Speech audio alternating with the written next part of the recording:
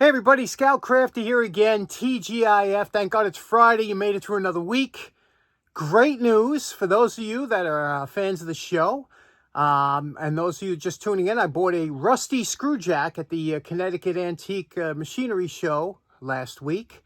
And it was frozen shut. Thanks to West Virginia Rock Crusher, we were able to unfree it. 3 o'clock in the morning yesterday. I was screaming with joy. I will have that full story for you on Monday along with the jack. It's soaking in vinegar right now, but it is free as a bird. So thank you so much again, West Virginia Rock Crusher. I'll go through that whole story on Monday. Today we're going to be working a couple things. We started off with the Klein. This is a Bell System pliers, New England style. We had them soaking in evaporust. This is what they look like before. And they were in, okay shape, but they were used. And let's take a look at what they look like now after 24 hours in the evaporust. Let's get started. Okay, next up, you remember bought these beautiful, I paid $5 for these, Klein New England style Bell System pliers. I bought at the Kent Fall show. And you could see Chicago. This is just a beautiful pair. The jaws are nice, decent. We're going to clean these up. I'm going to put these in evaporust for 24 hours, and I'll be back just from here down, because I want to save this name. It's got to be saved. Okay, so here we go. This is after 24 hours of evaporust, and I hit with the wire brush. You could see here we have the name is beautiful on here, and we want to keep it. However, a Larson had put his name in here, engraved it in here. We'll take that out. And you see the Bell System. We got to keep all these, so it's got to be done well. As far as the date code, it's either no or on. You see that? It's either it's either NO or ON. I don't know, but either way, usually they had a 3-letter date code. I don't know how come there's 2 on this one, but either way, these don't look super old because they don't have a very deep embossing here. The older they were, the deeper they were. But again, they're Bell System, and I want to make them nice. We have a pair of Klein coats to put on them. This is, again, with the wire brushing. We got to go very lightly on here. We got to keep as much as we can of all the name. Let's get started.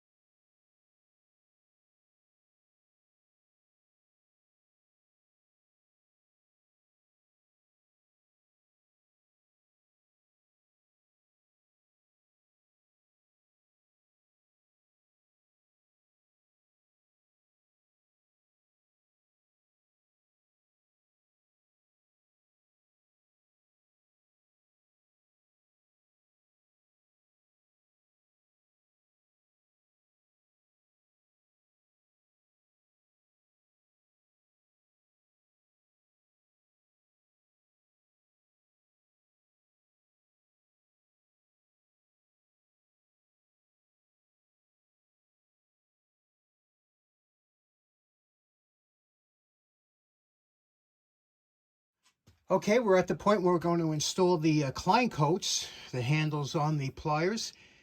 You can see here what we did. We took everything down. We waxed and polished everything. Now the Klein coats go on. Now, to install the Klein coats, it's very important to remember, first of all, they're made of tenite, and they're made in the United States of America. There are 2 sizes. There is a 6, 7, and 8, 9. For the larger pliers, which is 8 or 9 inch, you use the 8, 9. That's important. You don't want short handles, grips on your pliers. They look foolish. You can see here, made in the United States. Nice. These things are great. Now, how to install them, you fill up a can of super, super hot tap water. Just as hot as your tap water can get. Then you're going to dip these into the tap water 1 inch from the top, meaning this part will stay out of the hot water. Leave it in there for about a minute. It'll soften it up. And then you're going to position this onto the handle like this and drive it on. And when I say drive it on, you're going to use my favorite tool for this is a rubber mallet. The funny thing is, I bought this when I was about 17 years old. This one of the first real nice tools I bought. And I bought this to install hubcaps. Remember hubcaps? Well, we used to put hubcaps on, and if you tried to put them on with your hand, you would bang up the back of your hand. But, you know, some things like baby moons went on a little bit easier. But to do a good job, you needed a good rubber mallet. And I bought this, like I said, at Craftsman. I paid good money. But really, after the hubcaps went away, there's not much you could use it for, the rubber one. I prefer the soft blow or dead blow hammers. But for this is the one item that really works well on installing these grips. So let's get to it.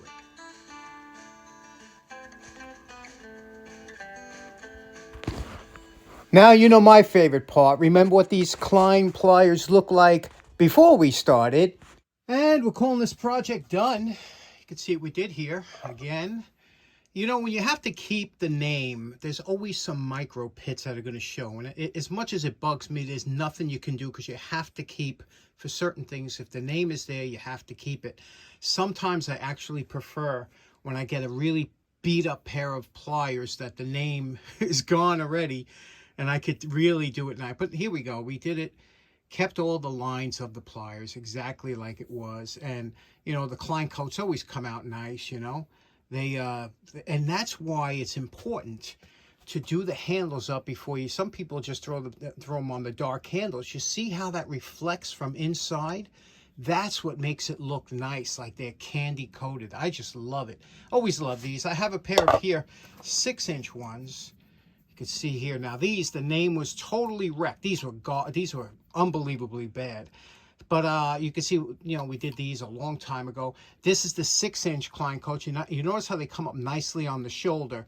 The 8 and 9s, you know, there's a little bit of a gap between there and the shoulder. I prefer the way the 6-inch looks, you know, how it comes up like that. But these do settle down, so don't worry if you have a little bit of a gap when you first put it on. They do settle after a while, so what do you think? Let's give it a test, see how it cuts. Okay, because these are retired, the jaw, you can see a little bit of light over there, so you know it's not going to cut like stranded. Here's some stranded Romex or something. We'll cut here. But you see it does cut through because you have to just give it a little bit of a squeeze. Here we have some solid copper wire here. You know, that cuts through, no problem, obviously. But, you know, it's good. I'm not going to be using these on a daily basis, but there we go. Oil coming out of the joint, but there we go. A Klein Bell System pliers in the can. Okay, next up, it is Friday. We have a little bit of a show and tell for you. A little bit of a backstory to go with this. Ever since I was a kid, as many kids are, I was fascinated with dirigibles, or blimps, as we used to call them here. We used to have the Goodyear blimp and things like that. When I was in Scouts early on, we took a trip to Lakehurst, New Jersey, where the Hindenburg came down. Talking to my father about it, my father said, you know, my grandfather, had a piece of the Hindenburg, a swatch of the fabric covering, and he also had a piece of the airframe. I was out of, so I got, where is it? And they don't know what happened to it. It somehow, or it got lost, whatever the case, he might have traded it, who knows, it's gone. So I always wanted a piece of the Hindenburg ever since then, because I was, you know, back then, 1937, when the Hindenburg crashed, the framework was made of a specific alloy called Duralumin. And that is stronger than steel, or as strong as steel, and still kept its lightweight properties. Amazing material. So I always wanted some of that. Can't find it from the Hindenburg. They shipped that entire carcass, that framework of Duralumin, back to Germany. That's how rare and precious it was. Interesting history. So let me show you this next show and tell. I think you'll be interested.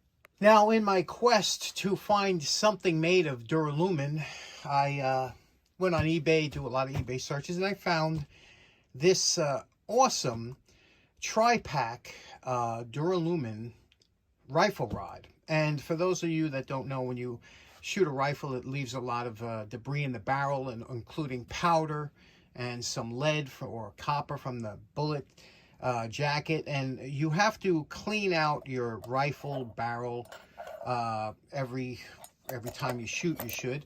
And they have rifle rods, and these rifle rods usually come in 3 pieces, and they have different thicknesses, usually depending on the caliper. This one here is for like a 30 caliper or anywhere near there. It would have to be a little bit thinner for a 22 caliper, but they go together like this, and you can see that it's a 10/32 thread. It's a common thread. They screw together and they make like a 3-foot rod that is usually big enough to go through most barrels. They have different tips. You can put, this is a patch adapter that you would take a patch, fold it in half, put it here, and you can run the patch through with some cleaning fluid like Hoppe's number 9 or any other type of cleaning fluid. They also have brushes. This is a brush that came with this, but this rod is Duralumin, and I was like fascinated because it's super strong, lightweight, and this even has in here, you can see here, it has a thrust bearing in there, so that, you know, when you're pushing it down. Very interesting. These are available, but what really threw me over the top is look at the bag that it comes in. Rifle cleaning kits come in a variety of different boxes, and just some of the vintage ones, I have a few, are just beautiful. The way they came and the smell and the, you know, learning to clean your rifle back in the day was just such a pleasure. Now it's a pain, but it was a pleasure in the early days. But here you can see, this is called Tri-Pack Jointed Duralumin Rifle Rod, right? Equipped with radial and thrust bearing swivel. Look at how nice they did that bag, huh? And a palm-fitting Bakelite handle. I mean, this sold itself. And you can see it was out of San Francisco, California. Number 102, which was for 30 caliber and up, 36 inch. And there it is. What a cool looking thing, huh? So that's my Duralumin story.